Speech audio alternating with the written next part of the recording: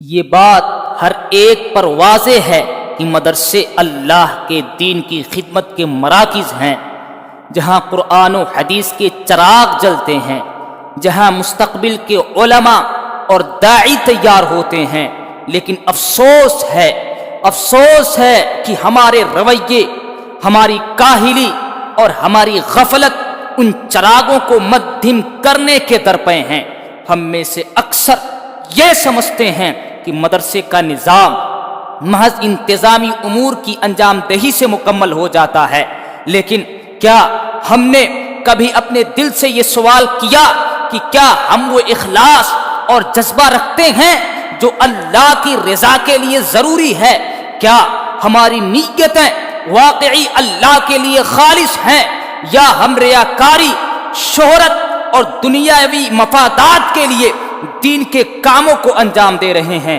اے وہ دل جو زندگی کی حقیقتوں سے بے خبر ہے، اے وہ جان جو زندگی کی حقیقتوں سے غافل ہے، کیا کبھی تو نے سوچا کہ تیرا وجود کیوں ہے؟ کیا تو نے اپنے مقصد کو پہچانا یا دنیاوی فریبوں میں الجھ کر اپنی اصل کو کھو دیا؟ ہمارے دل جو کبھی ایمان کے نور سے روشن ہوا کرتے تھے، اب غفلت کی گہری وادیوں میں بھٹک رہے ہیں۔ وہ دل جو اللہ کی یاد سے دھڑکا کرتا تھا، اب دنیاوی خواہشات کے طوفانوں میں گم ہو چکا ہے۔ اے ممبران مدرسہ، اے ممبران علیمیہ، اے جمدہ شاہی کے خوش عقیدہ مسلمانوں، کیا آپ نے کبھی سوچا کہ جس چراغ کو روشن کرنے کی ذمہ داری آپ کے کندھوں پر ڈالی گئی ہے، وہ چراغ مدھم کیوں ہو رہا ہے؟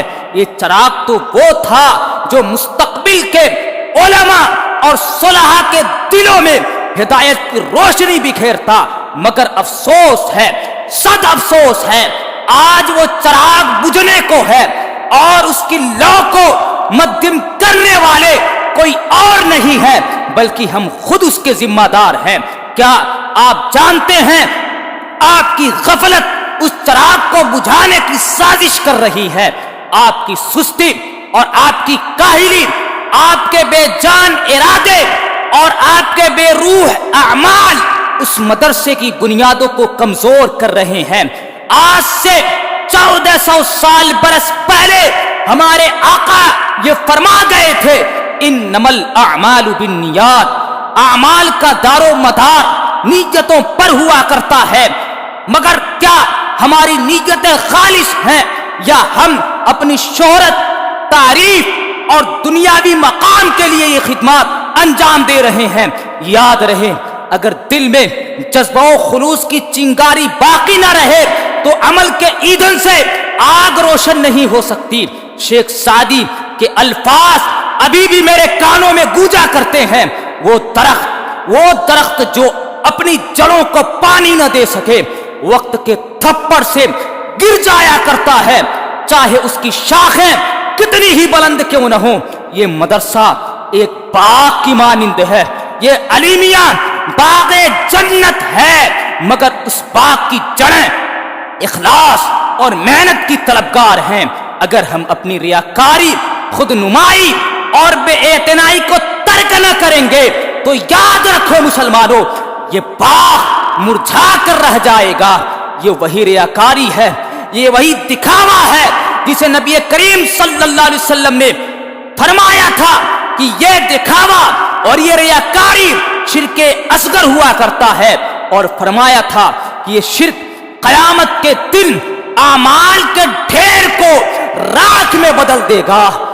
اے ممبران علیمیہ، اے جمدہ شاہی کے مسلمان، کیا تجھے اس وقت کا انتظار ہے جب قیامت کے دن تمہارے لیے یہ بظاہر بڑے بڑے اعمال محض ہوا کے جھونکے سے اڑ جائیں گے؟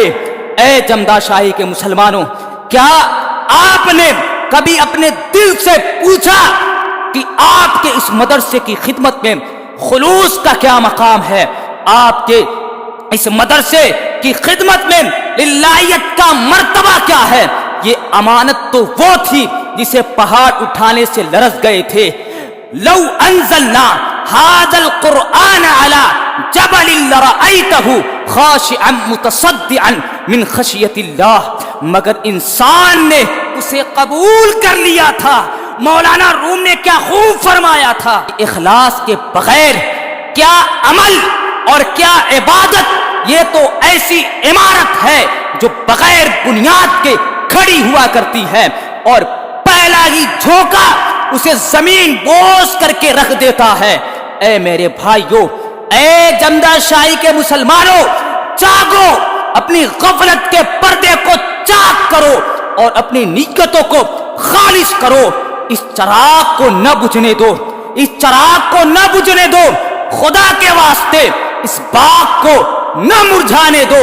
اپنی کاہلی کو دور کرو، اپنی تکاسلی کو اپنے اوپر سے پھینک دو اور خدمت دین کو، اس خدمت علیمیہ کو اپنی زندگی کا محور بنا لو، اس خدمت علیمیہ کو اپنی زندگی کا مقصد بنا لو، ورنہ یاد رکھو تاریخ ہمیں کبھی معاف نہیں کرے گی اور نہ ہی وہ نسلیں ہمیں معاف کریں گی جن کے مستقبل کی ذمہ داری تمہارے کندھوں پر رکھی ہوئی ہے۔